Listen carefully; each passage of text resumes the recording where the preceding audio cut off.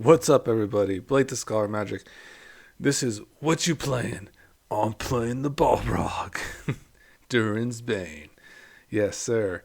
This is a really cool adventure. We're going to start, like, kind of a series, I'd say. And I was just hanging out with, like, Grok, kind of looking at the list, kind of looking at this commander in general. And had a really good, like, little recommendation in Luxury Suite. Because I was mentioning I don't really want to play like too many tap lands. Even like the Mines of Moria is pretty cool for this deck for making treasures, but I just don't really want to play any more tap lands. Like I'm on Brawl, like I've been burned too many times by like a Den of Bugbear or a tap land in general. So I wanted to like keep it like very less tap land possibilities for the most part. And so I just decided to like slap my list in, and yeah, and it was like very interesting, like kind of the results of it. So here's kind of a little perusing of the list, and I just kind of slapped it in there. And the reaction is hilarious. Like I think it's so funny. This app is really crazy, but hell yeah, the deck list dropped and it's a beast.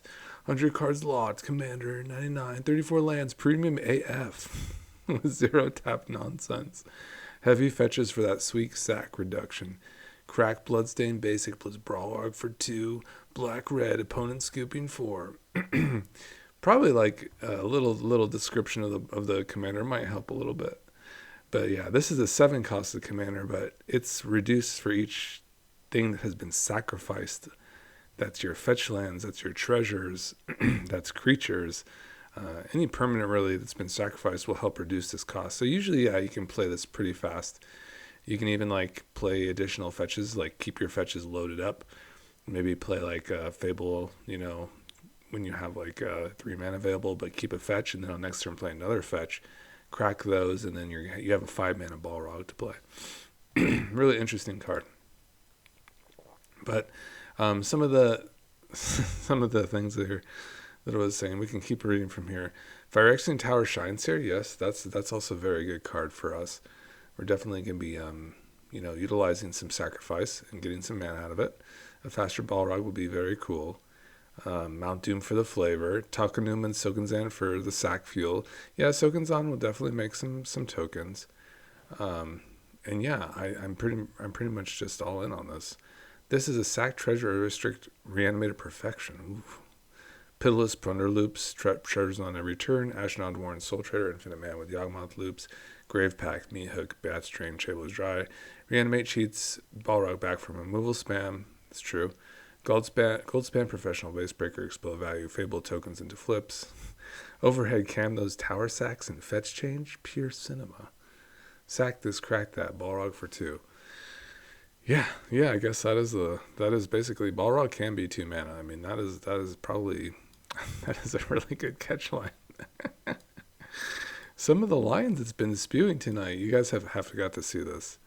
Even went back from earlier. It was very humorous. I was like, that is like a really, really funny ass line. Yeah, it was said this really funny thing. We got sacrifice value, huge reanimator beats, whips that steal creatures, and a commander that literally scares your opponents into scooping. That's for sure. Look at look at this thing. It is scary. You're not wrong about that. So yeah, very interesting.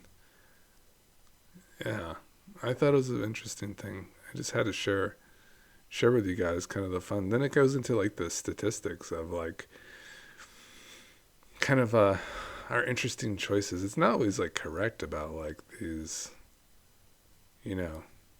things, but it's kind of on the right track for most of it. I mean, I definitely see Deadly Dispute is a very good in this deck. Sacrifice Treasure Potential, Grim Hireling, very good. Lots of treasures. You got your tokens here for the Mirkwood Bats, and these are all the choices that we've included in the deck. So yeah, it says we've kind of nailed the sack synergy. Grave Pack 12%, but you have it. Treasures heavy, reanimator beats. Yeah, I think the Grave Pact is still pretty solid. I did not want to cut the Firelord Azula because or the Descent to Avernus, because I just think they're just like really swell, you know. So I would definitely keep those in. Mayhem Devil was okay, you know. It was okay. It was all right. I just want to get the Balrog down, you know, faster than normal. Sephiroth is not just a flavor pick. Sephiroth is really, really strong in this deck. Swashbuckler Extraordinary. I could see Xorn too for the treasure doubling. But I also just like to put Double Strike on the Balrog because it can't be blocked by non-legendary creatures. So, yeah, I was just very excited about this deck in general. Moxfield Primers echo this. Sack for cheap Balrog.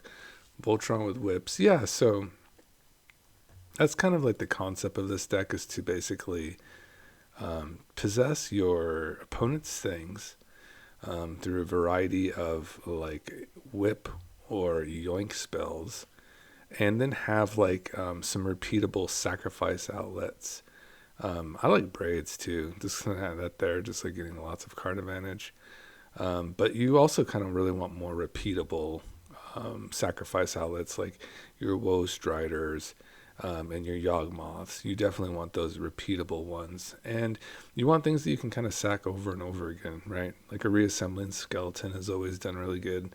Your Jadard lists like constantly getting you sacrifice outlets have gone well. In EDH, you can play like these like really nasty loops, like with your Gravecrawler too, and your like Worn Soul Traders, because these are actually a zombie as well, so you can kind of do some really nasty loops and kind of ping out your opponents with like your aristocrat effects. So yeah, I just love all this. I love these really cool instant speed, like kind of, you know, whip spells too. Overall, just a really fun deck. I just played it on Brawl. It was really cool. I think I just kind of like maybe perhaps added a little more value because we are moving towards EDH. So I did want to try like an annex over like a Mayhem Devil. Things like that were just things I wanted to try, because you usually get the Balrog out. Like you can get a really, really fast, you can get a turn 3 Balrog out pretty easily with like a Ragavan and a Kalain and like a Strike It Rich.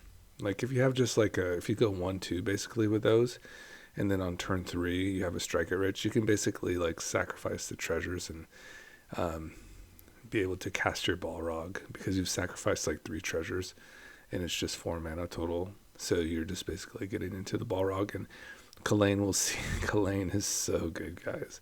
This card is really busted. Like it's gonna see like all those treasures that you went to pay for the Balrog, so the Balrog will just simply come down as like a 10 power creature. So Kalain has always done really goofy things.